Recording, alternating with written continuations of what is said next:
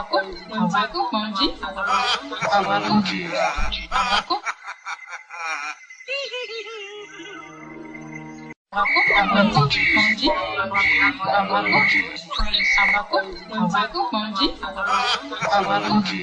s'interroge sur le pourquoi des choses.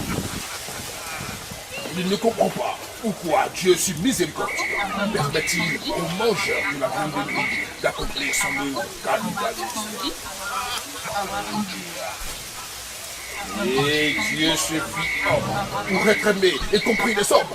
Et le Verbe se fit chair. Sixième sens, l'essence de tous les sens. Atmosphère électorale à l'horizon 2020, alliance politique, cohésion sociale, rumeurs de troubles sociopolitiques. Sommes-nous en train de naviguer à vue dans l'illusion? Mesdames et messieurs, l'œil du spirituel, l'œil du mystique nous intéresse. Bienvenue à Vision Nocturne dans le cadre du sixième sens avec Kone Yenyeri, le mystique. Danger à l'horizon 2020 avec les élections, y a-t-il problème? Nous en saurons davantage avec notre invité, Kone Yenyeri, le mystique.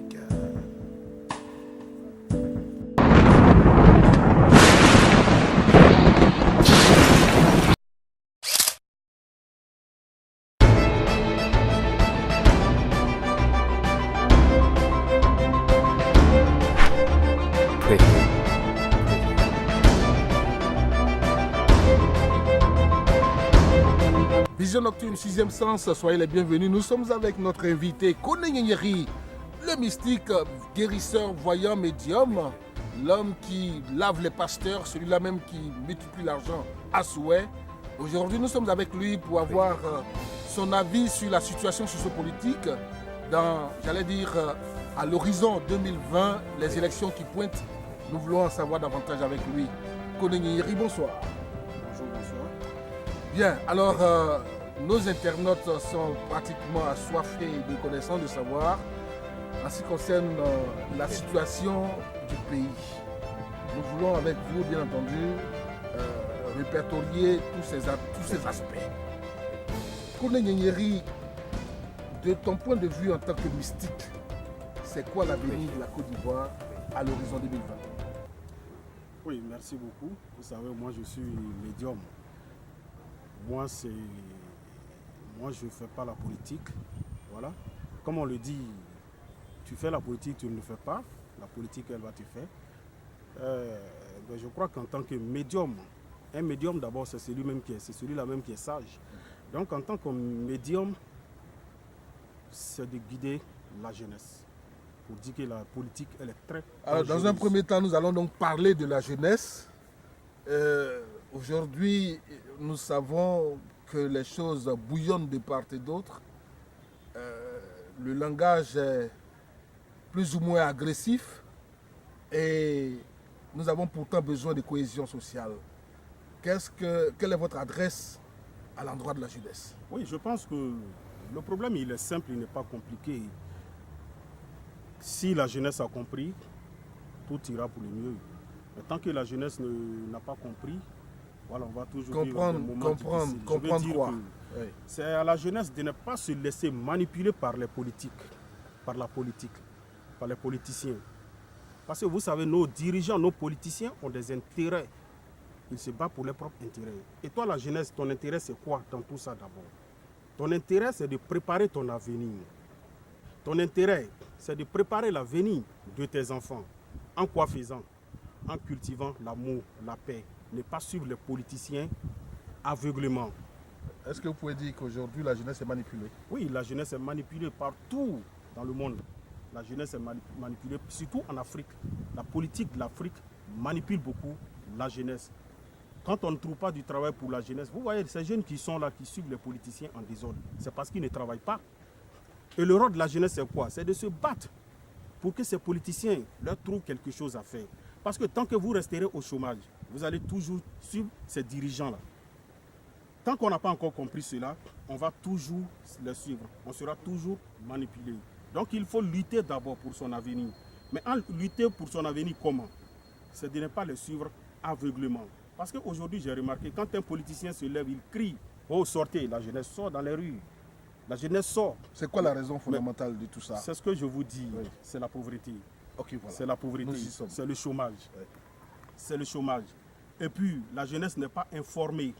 Voilà. On peut même être pauvre et puis être digne. Vous comprenez? On peut être pauvre et être digne, garder sa dignité. C'est ça d'abord. Voilà, c'est ça d'abord. Être pauvre et garder sa dignité, c'est ça d'abord. Tant que la jeunesse ne trouve pas de l'emploi, la jeunesse sera toujours manipulée. Maintenant, pour ne pas être manipulé, c'est quoi? C'est de ne pas suivre ces politiciens-là dans leurs bêtises. Mais quand tu as faim, que tu es chez toi, et qu'à côté, le voisin d'en face, quand on lui a donné 1 million, on dit, bon, voici, il faut scander, il faut porter t-shirt, il va faire telle campagne. Ben, écoutez, alors que moi j'ai faim, qu'est-ce que je fais? Donner une solution concrète à la jeunesse pour que véritablement, la dignité dans la pauvreté, mais enfin, il faut manger. En ce moment, c'est de sensibiliser la jeunesse pour lui dire, ce politicien qui vient, qui dit qu'il veut être président, c'est pour toi qu'il vient. C'est pour ça que tu vas donner ta voix. C'est pour ça que tu votes, pour ta dignité, pour qu'on te reste, pour qu'on respecte ton droit. C'est pour ça que tu vas choisir cette personne-là. Vous voyez? Donc, quand je dis ne pas le suivre dans le vide, il faut être sûr que celui qui va venir doit me trouver de l'emploi. Et quand la personne vient au pouvoir, il fait plusieurs années, il ne vous trouve pas de l'emploi. Le jour où il vous dit sortez, il ne faut pas le suivre. C'est simple. Il ne faut pas sortir. Il ne faut pas sortir. Mais on sort là, c'est pourquoi. Écoutez, nous avons vécu des moments que je ne vais pas revenir dessus, pour ne pas encore réveiller des blessures. Voilà. Mais je veux dire que à partir de ces moments difficiles-là, la jeunesse doit prendre conscience, comprendre qu'elle est manipulée. Donc mais il y a plein qui ne comprennent pas cela. Maintenant, il faut parmi ces personnes-là, c'est-à-dire parmi nos dirigeants, il faut mettre des plans en place pour pouvoir sensibiliser la jeunesse. Vos histoires de Gbagbo et Ouattara, moi personnellement, je ne suis pas dedans. Je ne suis pas dedans. Voilà. Parce qu'il vous a promis quelque chose qu'il ne vous a même pas encore donné. Et après, il vient vous dire, sortez, défendez-moi. Et tu vois la jeunesse dans la rue. Vous cherchez quoi dans la rue? Vous êtes des sacrifices qui ont été choisis? Non, moi je ne comprends pas. Donc, les politiques nous manipulent parce que nous, on accepte d'être manipulés. La jeunesse accepte d'être manipulée. Si la jeunesse refuse aujourd'hui, on ira à la paix et réconciliation et autres.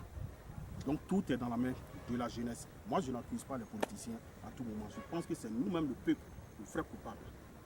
Nous sommes à l'horizon 2020. Nous sommes à quelques mois des élections présidentielles. Alors, bon, je m'en vais vous poser la question de savoir si vous pensez que la réconciliation est faite en ce moment. Sinon, alors, quelle serait la priorité entre élection et réconciliation? Bon, moi, je pense que il y aura les élections en 2020 ou pas. C'est ce que je vous disais tout à l'heure. Tout dépend de la jeunesse. Voilà, tout dépend de la jeunesse. Parce que la jeunesse, c'est l'avenir de demain. Voilà, c'est l'avenir. Tout dépend de la jeunesse. Les Ivoiriens, moi, je pense que quand vous fouillez, vous allez en profondeur. Normalement, il n'y a pas de problème. Quand les politiques commencent à découvrir qu'il n'y a pas de problème, que la jeunesse est prête à aller à la réconciliation, la politique sème encore d'autres troubles. C'est ça la réalité. Donc c'est à la jeunesse de se réveiller, de comprendre qu'elle est en train d'être manipulée. Sinon, les élections en 2020, moi c'est mon souhait. C'est le souhait de tous les Ivoiriens. On veut qu'il y ait les élections, parce que quand il n'y a pas d'élection, c'est un problème qui n'est pas encore réglé. Donc c'est d'ajouter un autre problème sur un autre problème. Pourtant, quand il y a des élections, on règle d'autres problèmes. Vous voyez, comme on le dit souvent en politique, on ne règle pas les problèmes, on les déplace. Nous avons posé une question très simple. Est-ce qu'aujourd'hui, vous pensez que la réconciliation a été faite?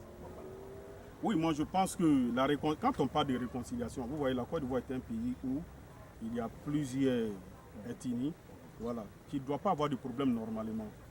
Vous comprenez? Qui ne doit pas avoir de problème normalement. Parce que quand vous allez au nord, vous allez voir que le monsieur, il a une femme qui vient qu'on appelle ça du sud ou de l'est. Quand vous allez à l'est, vous allez voir que la femme, elle a un enfant avec celui du nord. Donc normalement, il ne doit pas avoir de problème. On va faire Donc- court. On va faire court avec cette dernière question parce que nous sommes pratiquement à la fin. Élection 2020. Y a-t-il danger à l'horizon en Côte d'Ivoire?